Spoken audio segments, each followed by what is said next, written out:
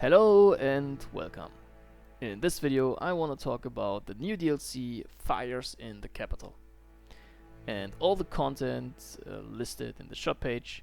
I will show you what is behind these lists, what is the new accessories, belt gear, weapons, helmets and so on. As always, this video is a huge spoiler to you, so be aware, and I will not go into detail about the story or the campaign itself and the experience and the value of the campaign. That's totally up to you. I just show you the cold information about all the new equipment and new tools we get.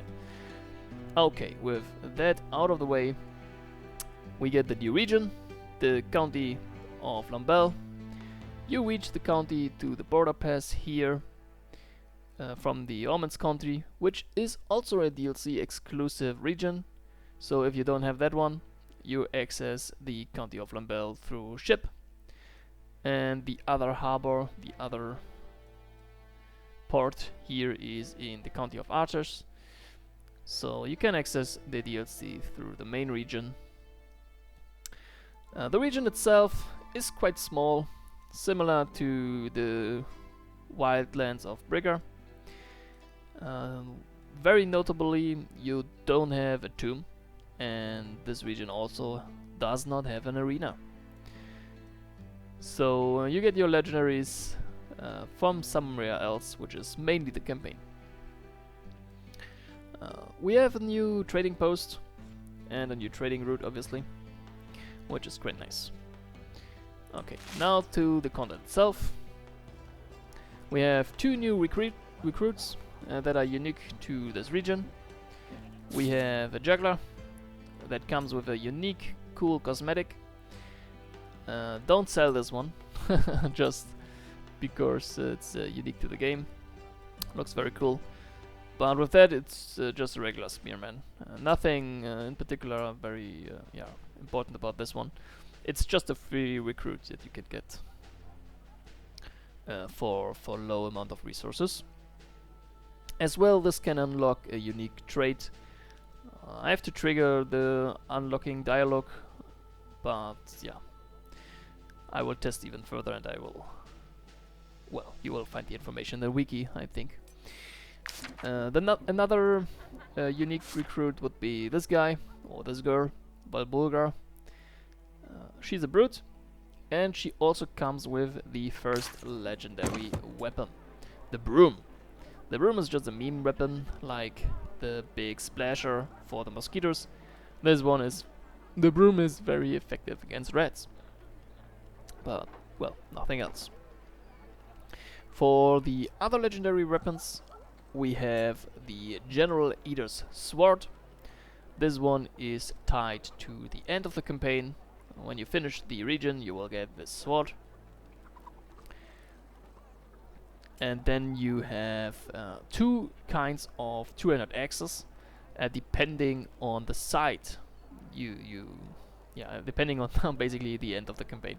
So in the end of the campaign, you have to decide if you fight for the church or against the church, if you kill the Inquisition or if you kill the general. And if you kill the Inquisition, you get this two-handed axe, and you get this unique helm.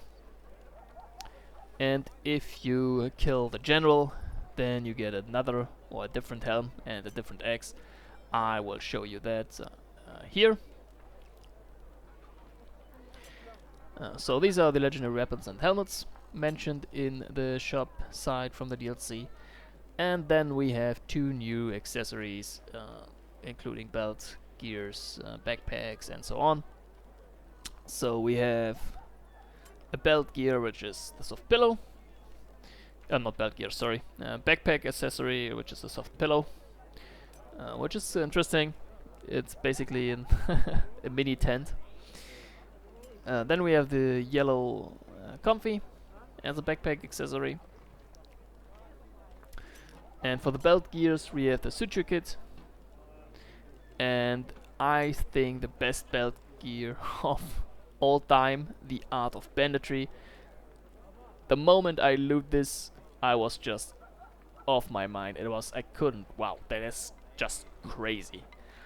This one gives 10% critical hit and critical damage to the unit per wanted level, so 50% in total, 50% critical hit and 50% critical damage. It's insane. This, in my opinion, is one of the top 3 belt gears in the entire game. Maybe it's even the best. I have to figure that one out. It somehow currently does not work. It's a little bit bugged right now, but if it works like shown in in the text here, it will be the best and strongest. Yeah, it's just insane. 50% critical hit for free. You can get this one also pretty early in the DLC, so technically you can rush to get this one, get wanted early, and then have 50% critical hit and critical damage, and make an early game where you have a guy with easily unlockable 100% critical hit. That is insane.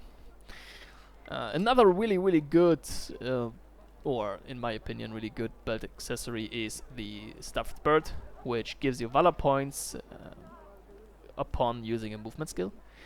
Also I have to test the limits of this item, but on paper it looks insane on the ranger, because the ranger can reset its movement speed by using a throwable skill, and the throwable skill can be automatic from its perks. So yeah, basically infinite infinite valor points, temporary valor points, question mark.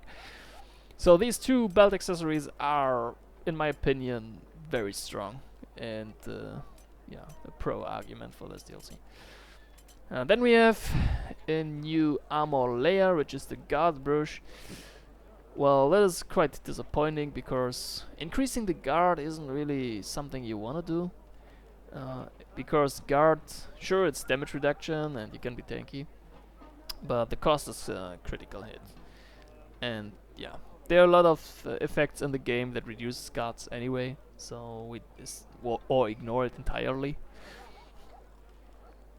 Well, we will see. Maybe there's an interaction in the future that will make this one good. We have a new sheet of paper, oh no, a new sheet of music that you can play. New trinkets, like trash items that you can sell.